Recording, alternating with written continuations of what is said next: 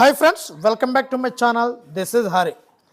AP triple ఐటీకి సంబంధించినటువంటి మొన్న ఈనాడులో వచ్చినటువంటి కథనం 3 సార్లు పిలిచిన భర్తీ కాని సీట్లు, ట్రిపుల్ ఐటీల చరిత్రలో ఇదే తొలిసారి అనే వచ్చినటువంటి ఆర్టికల్కి ప్రతిగా ఈరోజు సాక్షి పేపర్లో ఒక ఆర్టికల్ వచ్చిందండి. సో పేపర్ల సంగతి మనకి పక్కన పెట్టేద్దాం.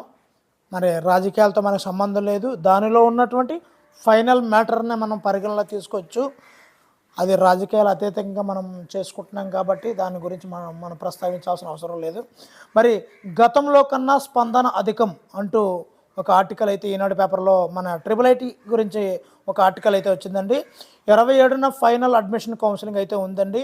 ఇంతలోనే ఆర్జేకేటీ ప్రవేశాలపై అసత్య ప్రచారం అంటూ ఈనాడు కథనంపై విసి హేమచంద్రారెడ్డి ఒక ఆర్టికల్ అయితే ఈరోజు పేపర్లో అయితే వచ్చిందండి. దానిలో వచ్చిన పూర్తి విషయాలు అయితే పూర్తిగా చూద్దామండి. మరి ట్రిపుల్ ఐటీ ప్రవేశాలపై 3 సార్లు పిలిచిన భర్తీ కాని సీట్లు అంటూ మరి దీనిలో ఈనాడులో వచ్చినటువంటి కథనం పూర్తిగా సత్యదూరమని, ఇది అబద్ధాలతో ప్రతిష్టాత్మక సంస్థపై దుష్ప్రచారం చేయడమనే సంస్థ ఇన్ఛార్జ్ కె హేమచంద్రారెడ్డి ఖండించారండి. ఈ మేరకు ఆయన ఆదివారం ఒక ప్రకటన అయితే విడుదల చేశారు. ఆర్జేఈకేటీలో 2022-23 విద్యా సంవత్సరానికి ప్రవేశాల కోసం గతంలో కన్నా ఎక్కువ స్పందన వచ్చింది. అంటే సుమారుగా 45,000 దరఖాస్తు వచ్చాయి కదండి. దాని గురించి ప్రస్తావించారండి. మరి 4,400 సీట్ల కోసం ఈ ఏడాది ఏకంగా 45,000 దరఖాస్తులు అయితే అందాయండి. గత ఏడాది అయితే 40,000 వచ్చాయి.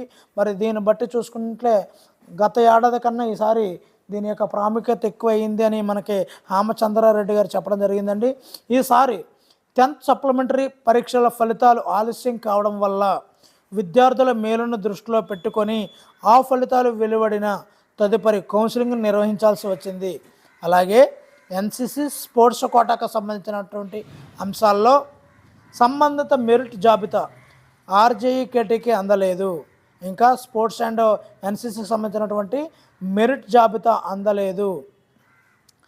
అదేవిధంగా ఆర్జేఈకేటీలో ప్రవేశాల కోసం 10thలోని వేలాది మంది మెరిట్ విద్యార్థులు ఏటా పోటీ పడుతుంటారు. ఇందుకు సంస్థకు అందుతున్నటువంటి దరఖాస్తులే తార్కాను. అంటే ఉదాహరణ, సీట్ల భర్తీ కాకుండా ఖాళీగా ఉండిపోయాయనడం కూడా సత్యదూరమే.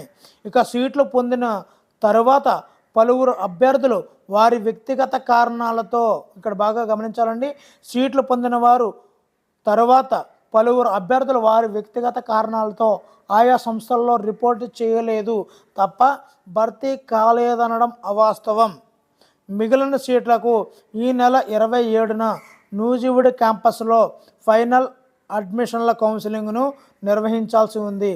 ఈ తరుణంలో సీట్లు మిగిలిపోయాయంటూ అసత్యాలతో వార్తలు రాయడం ప్రజలను తప్పుదోవ పట్టించడమే.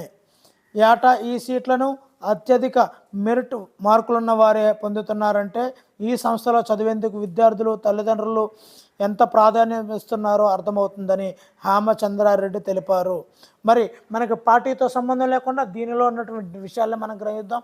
ట్రిపుల్ ఐటీ యొక్క సీట్ల మన యొక్క ప్రాముఖ్యత రాజకీయాలకు అతీతం అండి. మరి ఈ వీడియో నచ్చితే లైక్ చేయండి. ఇలాంటి మరిన్ని తాజా అప్డేట్స్ కోసం ఛానల్ని సబ్స్క్రైబ్ చేయండి.